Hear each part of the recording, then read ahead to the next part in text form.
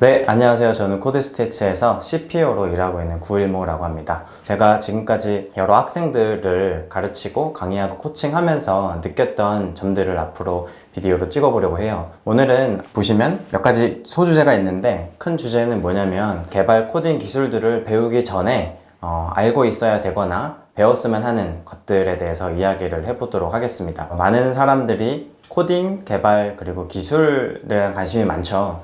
4차 산업혁명 시대다, 뭐다, 코딩을 배워야 된다, 이런 이야기들이 많은데, 저희 부트캠프에 오시는 많은 분들이 스스로를 이렇게 정의를 많이 하세요. 나는 전에 개발이나 코딩 경험이 있다, 혹은 없다. 이 두 가지로 명확하게 구분을 하시고, 앞으로 같이 동료들이랑 같이 공부를 하는데, 그 동료를 바라보는 시선 역시 그런 식으로 정의를 합니다. 전에 해봤다면 조금 더 상위에 든다든지, 그리고 코스 전체의 과정, 졸업 이후에 현업에 들어가는 그 그림을 다 거기서 좀 많이 미리 그리시는 것 같아요. 저도 처음에는 그렇게 생각을 좀 많이 했는데, 실제로 학생들을 코칭하고 졸업시키고 또 현업에서 어떻게 일하고 있는지를 가끔 들어보면, 코딩을 본격적으로 배우기 전에 했었던 그런 경험들이 꼭 직접적으로 그렇게 딱 연결이 되진 않더라고요. 그러면 어떤 것들이 실제로 연결이 되고 도움이 되는가 몇 가지만 요약해서 적어본 겁니다. 1번 태도, 2번 함께 일하기, 3번 오너십, 4번 어떻게 배우는가, 뭐 이런 내용이고요. 5번은 시야 조절하기, 이렇게 주제를 뽑아봤습니다. 1번부터 얘기를 해보면 이제 태도에 관한 건데요. 소프트웨어 엔지니어가 팀에서 개발자로 일을 하다 보면은 굉장히 이 태도라는 것이 상당히 많은 것들을 결정하더라고요. 어떤 이유에서 그렇냐면, 함께 일하기랑도 약간 관련이 돼 있는데, 이 일을 한다는 것은 어떤 무언가를 해낸다는 것이고, 결국 같이 무언가를 만들게 됩니다. 물론 이렇게 1인 개발자가 있어서 혼자 기획도 하고 세일즈도 하고 혼자 구상해서 만들어서 팔 수도 있지 않나요? 그런 경우는 있지만 좀 희박하죠. 대부분의 경우 개발자가 돼서 일을 한다면 보통 회사나 팀, 그룹에 들어가서 가치 있는 무언가를 만들죠. 저도 회사에서 일을 해보고 같이 팀에서 일을 해보면서 느꼈던 건, 태도가 상당히 중요하다는 겁니다. 그러면 뭐 또 너무 추상적인 이야기 아니냐, 태도가 좋으면 좋지, 좋은 태도란 무엇이냐, 이런 얘기를 하기 시작할 것 같아요. 소프트웨어 엔지니어에 국한돼서 얘기를 해보면 그런 것 같아요. 주변에 많이 학생들도 보다 보면은, 이미 현업 개발자들도 마찬가지지만 자신감이 없는 분들이 많았던 것 같아요. 자신감이 없고 자존감이 낮고 이런 분들은 뭘 이렇게 하는 걸 굉장히 두려워 하시더라고요. 그래서 그런 분들은 성장이 많이 더딘 걸 많이 관찰을 했어요. 또 어떤 분들은 되게 긍정적이세요. 그래서 하는 걸 두려움이 없고, 근데 또 그게 너무 지나치다 보니까 자신의 생각과 말을, 행동이 못 따라가는 거예요. 그런 경우도 좀 봤습니다. 그래서 주변 동료들 분들에게 좋은 평가를 못 받는, 말은 막 잘하는데 실제로 만들어 오는 산출물들이 그거에 못 따라오는 경우가 많았습니다. 또 어떤 분들은 굉장히 부정적이세요. 매사에 굉장히 좀 비판적이고, 뭐 비판이 항상 나쁜 건 아니지만 항상 어떤 디스커션이 이루어지면은 항상 나쁜 쪽으로만 생각이 되고 안 될 거야, 이렇게 방향으로 이야기하시는 분들이 있었습니다. 우리가 꼭 창업자나 기획자나 PM이 아니더라도 개발자 역시 어떤 무언가를 구현해 내야 되는데 항상 부정적으로 바라보고 안 될 거라는 생각을 한다면 참 어렵겠죠? 실제로 같이 일을 해보고 또 관찰을 해보면서 많이 느꼈습니다. 그 태도가 상당히 중요한데, 그러면 평소에 성격이 이미 그런데 그런 태도들을 어떻게 바꾸나요? 이렇게 생각할 수 있어요. 뭐 누구는 사람은 고쳐 쓰는 것이 아니다, 혹은 성격이 어떻게 변하냐, 20년 30년을 그렇게 살았는데 분명 성격은 바꾸기 어렵습니다. 하지만 성격은 변하지 않더라도 우리가 돈을 받고 어떤 그 회사에 나와서 일을 하는 것이잖아요. 그건 이제 프로다운 태도가 필요한데, 나의 기본 성격이 그렇더라도 동료들과 함께 또 회사에서 일을 할 때의 나의 태도는 충분히 노력에 의해서 바꿀 수 있다고 생각을 합니다. 실제로 제 성격이 많이 변했고요.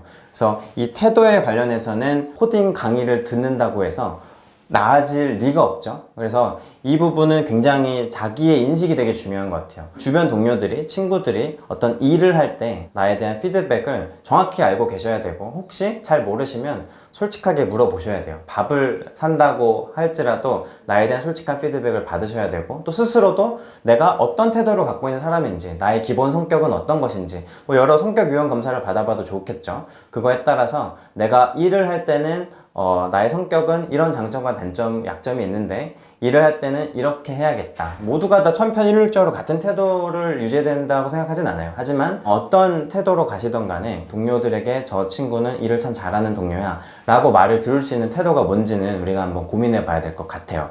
그래서 이 부분은 상당히 그 학생분들이 프로젝트를 할 때 동료들과 같이 많이 고민을 하는 부분이었습니다. 자, 2번 함께 일하기. 비슷한 건데요. 대부분의 그 코딩이라는 기술 혹은 개발이라는 기술을 배워서 소프트웨어를 만든다 했을 때 정말 어떤 리누스 토발즈 정도의 구루가 되지 않는 이상은 혹은 해커가 되지 않는 이상은 보통 함께 같이 일하게 됩니다. 혼자 일하시는 경우는 영화에서나 나오는 경우고 대부분 개발자 동료들과 혹은 비개발자 동료들이랑 같이 일을 하게 됩니다. 그래서 함께 일하는 거에 대해서 예를 들어 볼게요. 대학교를 내가 컴퓨터 공학과를 나왔어요. 예를 들어서 4년을 졸업하고 이제 취업을 앞두고 있는데 이 함께 일한다는 거에 대해서 얼마나 많은 경험이 있을까요? 대부분은 많이 없을 거예요. 있다면 그 정말 끔찍했던 조별과제의 그 기억들이 있었을 겁니다. 근데 뭐 그 조별과제를 잘 해낸 분들이 아주 극소수가 있지만 대부분 좋은 기억이 없죠. 네, 잠수를 탄다든지. 근데 항상 조별과제에 대한 끔찍한 이야기를 해보라 한다면 자기 이야기는 잘 안 합니다. 그 함께 일했을 때 나는 어떤 약점이 있었을까? 또 나는 어떤 장점이 있었을까를 파악하기 쉽지 않습니다. 그럼 그걸 파악하기 위한 방법은 실제로 일을 해보는 거예요. 근데 회사에서는 또 함께 잘 일할 수 있는 사람인지를 면접을 통해서 알아보려고 하죠. 약간 딜레마가 생기죠. 그래서 생각보다도 만약에 우리 모두가 회사에 대한 경험이 없다고 한다면 대학교를 졸업했건 안 했건 간에 의외로 중요한 액티비티가 어떤 교회, 대외 활동, 교회 활동, 어떤 종교 활동, 봉사 활동, 어떤 밖에 나가서 누구랑 같이 뭘 해내는 그런 활동들이 굉장히 많이 도움이 되더라고요. 왜냐면 1인 스포츠와 팀 스포츠를 생각하시면 쉬울 것 같은데 예를 들어 양궁을 한다 이러면 나만 약간 잘하면 제가 양궁을 잘 모르면서 하는 얘기이기 때문에 예시로 받아들여 주세요.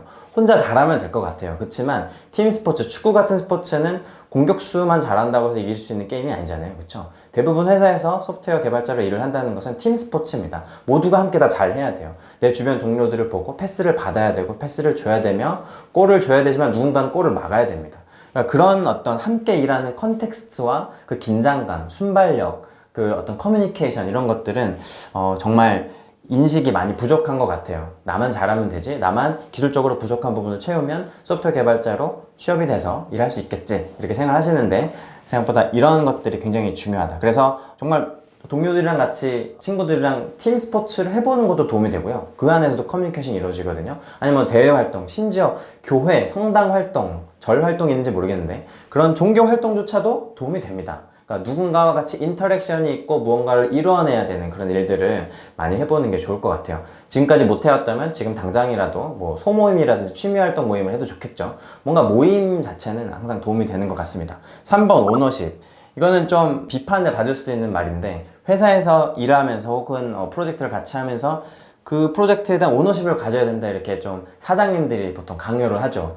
근데 그래서 좀 말하기 좀 껄끄러운데 그럼에도 불구하고 제가 오너십을 얘기하는 것은 제품과 프로젝트에 대한 오너십 이거 내 거야 라는 마음이 없으면 절대로 그 제품을 발전시키기가 어렵습니다. 그리고 그 요구사항을 항상 받게 되는데 소프트웨어 개발자로 일하게 되면 뭐 내가 스스로 내놓기도 하지만 받기도 합니다. 주로 받죠. 기획자나 대표님이나 디자이너에게 받습니다. 고객에게 직접 받는 경우도 있죠. 외주 프리랜서 활동을 하면. 근데 거기에 오너십이 없으면 딱 거기까지 합니다. 그것도 그 거기까지라는 게 커뮤니케이션이 충분히 잘 됐을 때의 이야기고요. 항상 그걸 요구한 사람이 충족할 만큼 되진 않죠.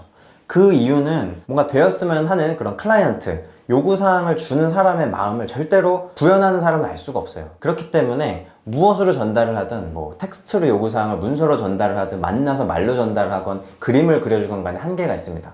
그럼 그것을 이겨내는 방법은 뭐냐면 이 제품이 내 거라고 생각을 하는 거예요. 그래서 종종 외주 프리랜서로 어떤 작업을 진행하는 경우에 한계가 있기 마련이죠. 물론 이제 프리랜서 활동하시는 분의 실력과 경험에 따라 다르겠죠. 그리고 또한 이 요구사항을 주는 사람도 완벽하지 않습니다. 수시로 변하고 자신도 그 상황에 맞게 고객의 상황에 맞게 맞춰서 빠르게 변해야 되는데 그 파이프라인이 절대로 빠를 수가 없어요. 그래서 개발자라 하면 이 제품의 엔드 유저, 이 제품과 서비스를 사용하는 유저의 피드백을 가까이서 받고 듣고 바로바로 개선하고 스스로가 사실 기획을 해내면 더 좋죠. 그래서 그런 능력들은 오너십을 가지지 않으면 어려운 것 같습니다. 그래서 내 회사의 지분이 1%가 없더라도 나의 커리어를 위해서 이 프로젝트의 주인은 나다, 내 프로젝트다, 이렇게 생각하시는 게 굉장히 중요하겠죠.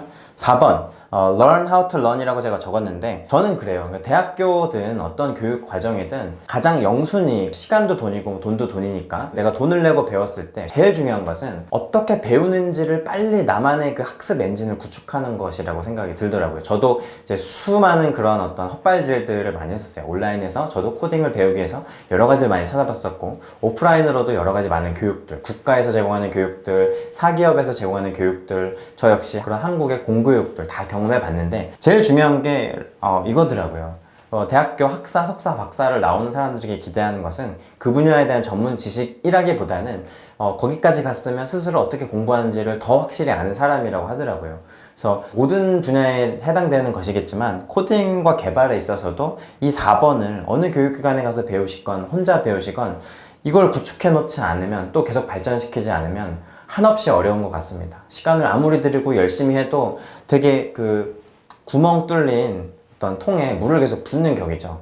그래서 요거는 구체적으로 내가 만들지 못하더라도 약간 추상적으로 설명은 할 수 있어야 될 것 같아요. 이걸 내가 갖고 있느냐 없느냐를 어떻게 증명하냐면, 새로운 거를 내가 배운다, 내가 자수를 배우던 기타를 배우건 코딩을 배우건 내가 그 새로 배우기 위해 리소스를 어떻게 리서치하는지, 내가 어떻게 접근하는지, 뭐부터 해보는지, 시간을 어떻게 할당하는지, 이런 거를 내가 구체적으로 쓸 수 있으면 가지고 계신 거고요.